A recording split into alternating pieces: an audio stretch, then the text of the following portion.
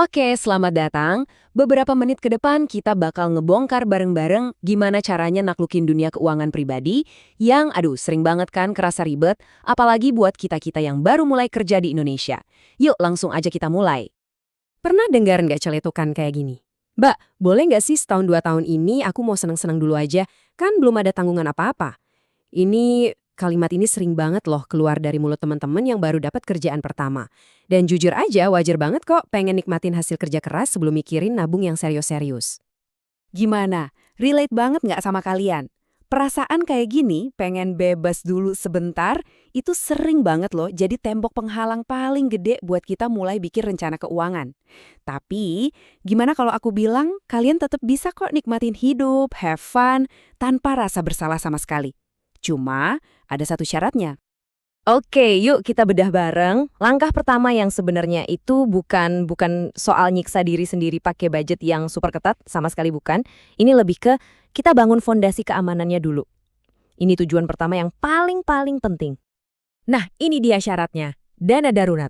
Sebelum mikirin investasi, bahkan sebelum mikirin foya-foya yang terencana, hal pertama yang wajib hukumnya buat dimiliki itu ya ini, dana darurat.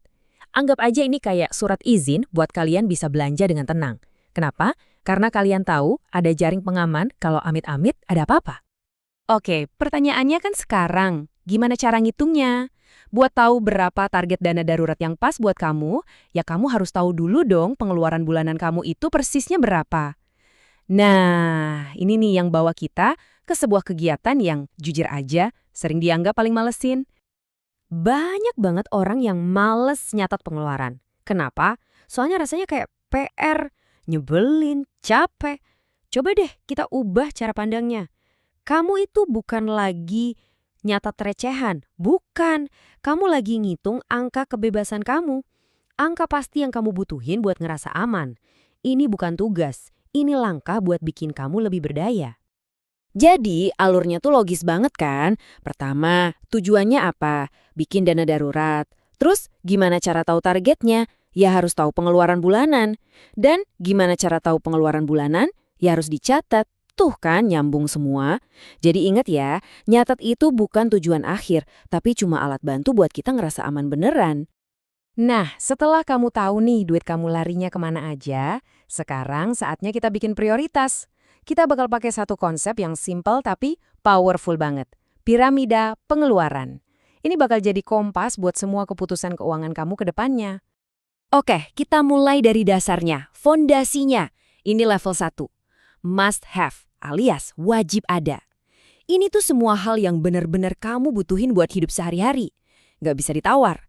Ya, kayak bayar kosan, makan, transfer ke kantor, pulsa internet, hal-hal yang kalau nggak ada, ya udah kelar hidup lo. Naik satu level, ada yang namanya should have atau seharusnya ada. Ini nih sering banget kita lupain, padahal penting banget buat keamanan jangka panjang kita. Contohnya, asuransi kesehatan, biar nggak boncos pas sakit. Terus, investasi buat masa depan, biar nanti diri kita di masa tua ngucapin makasih. Nah, level 3 ini yang paling seru, paling personal. Namanya could have atau boleh ada. Disinilah kamu bisa bebas ngalokasiin duit buat hal-hal yang beneran bikin kamu happy. Suka jajan kopi, suka nonton konser, suka beli baju baru, go for it. Ini yang disebut money dial kamu. Gak ada yang bener atau salah di sini. Yang penting kamu senang. Dan di puncaknya, ada nice to have. Ini tuh impian-impian besar kamu yang bisa banget diwujudkan kalau direncanain dengan benar. Misalnya, pengen liburan keliling Eropa sama keluarga, atau beli mobil impian.